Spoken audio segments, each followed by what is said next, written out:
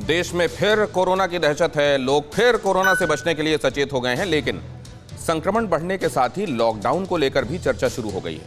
Social media पर ऐसे कई मैसेज और खबरें वायरल हो रही हैं जिसमें दावा किया जा रहा है कि जल्द ही सरकार लॉकडाउन का ऐलान करने वाली है। खासकर बंगाल और तमिलनाडु के वोटर्स को लग रहा है कि चुनाव लॉकडाउन की वजह से टल सकता है। दूसरे राज्यों में भी वायरल खबरों की वजह से लॉकडाउन की चर्चा सरगर्म है। कोई नहीं भूला जब हिंदुस्तान ने देखा था पहला लॉकडाउन।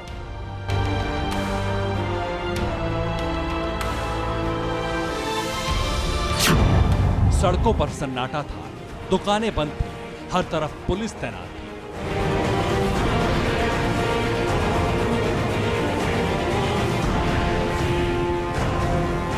कोई भला कैसे भूल सकता है वो दिन जब लोग घरों में कैद होकर रह गए थे।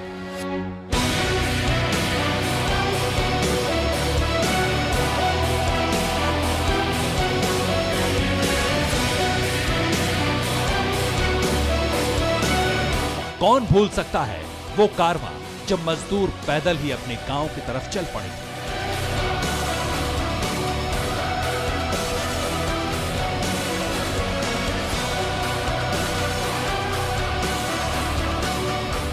नए साल में उन कड़वी यादों को भुलाकर लोगों ने जिंदगी की रफ्तार को तेजी से बढ़ाना शुरू किया था।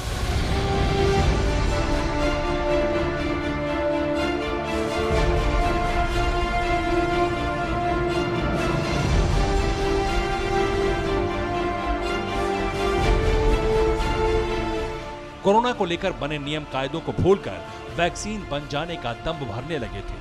अब सोशल मीडिया पर फिर लॉकडाउन की खबरें वायरल हो रही हैं। ज्यादातर राज्यों में इस तरह की खबरें फैल रही हैं। दावा किया जा रहा है कि जल्द ही कुछ सूबों में लॉकडाउन लग सकता है।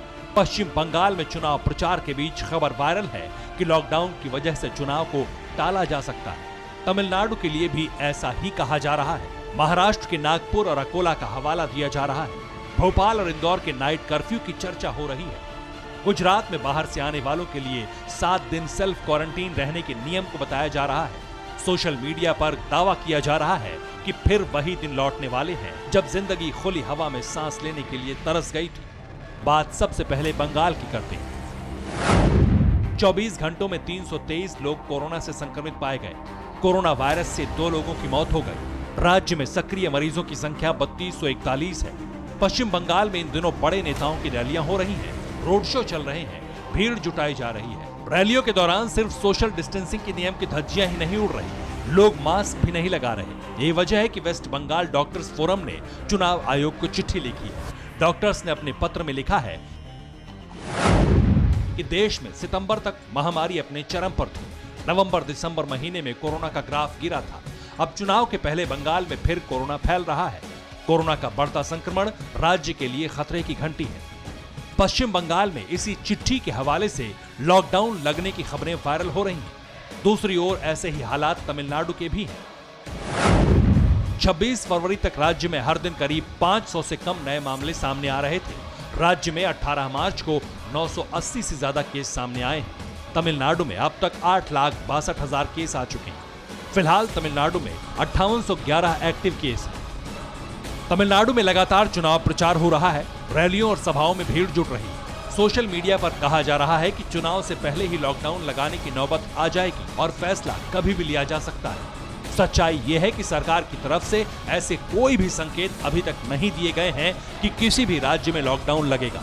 प्रधानमंत्री मोदी ने बुधवार को मुख्यमंत्रियों से कोरोना की रोकथाम पर चर्चा जरूर की थी, लेकिन इस दौरान किसी भी राज्य से लॉकडाउन की मांग नहीं की गई थी। इसलिए इस तरह की खबरें निराधार हैं। TV9 भारतवर्ष उनकी पुष्टि नहीं करता। Bureau report, TV9 Bharatvarsh. फिक्र आपकी, सोमवार से शुक्रवार रात 9 बजे सिर्फ TV9 भारतवर्ष पर।